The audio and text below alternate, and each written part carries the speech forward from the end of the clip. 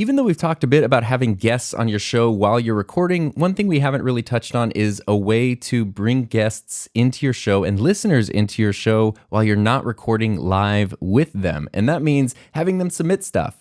The easiest way, of course, is to just have them send you an email. I do that all the time. I set up a specific email for my podcast where people can send in text or a video clip or voice. They just sort of add it as an attachment and they send it in. And that works great. And that's, very simple for you. The downside to that is if you want something that's not just text, it's a little more convoluted for the listener because they get limited by file sizes, especially if they want to send you a video. It ends up being like a Google Drive link or a Dropbox link. It's kind of a hassle. So there are a few very simple and free online tools you can use to help your listeners become a part of your show. And I just wanted to share those with you because I think that it's incredibly helpful. The first one is just that if we go to my website, and it's not just shameless self-promotion, but we scroll down a little bit, there's a thing here that says leave a message for the podcast. And right there's a button that says start recording. If I click this button, I can start recording a message right away using the built-in microphone on my computer or even a connected device. So if I was running a USB mic or the Rodecaster into this computer, I could use that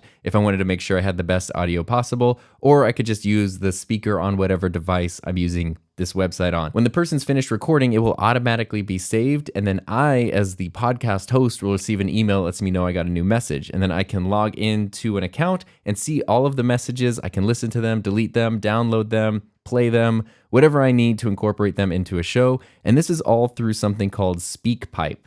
I did have a paid version for a while, but I wasn't really using the features of it. The biggest one was that you could customize the colors. That's what I like. So instead of being this orange, I could make it my specific shade of blue. And then it got rid of this thing here that says free voicemail widget. It sounds a little janky to be like, look at the free thing I'm using right now.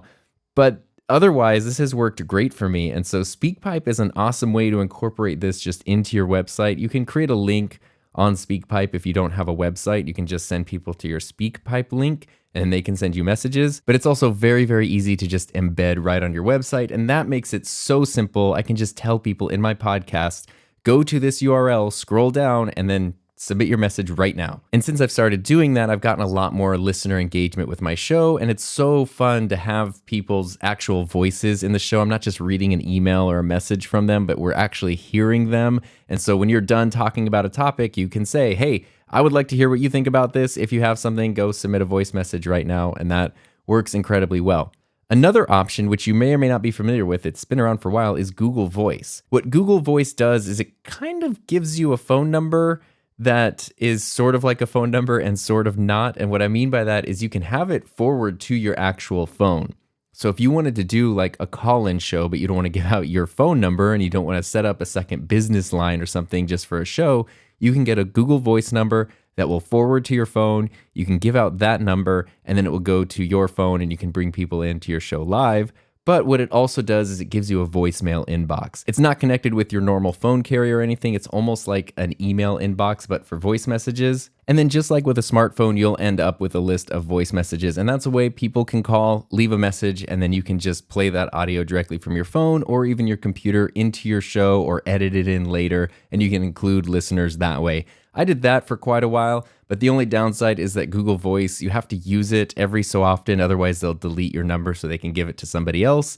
And it kept going inactive. So that kind of became a problem for me. It might not be a problem for you. I've really enjoyed SpeakPipe, but those are my two recommendations, SpeakPipe and Google Voice. If you are using Spotify for podcasters, there's a really cool voicemail tool built into that as well. But if you're using another podcast host that doesn't have anything like that, these are two really great tools to bring listeners into your show.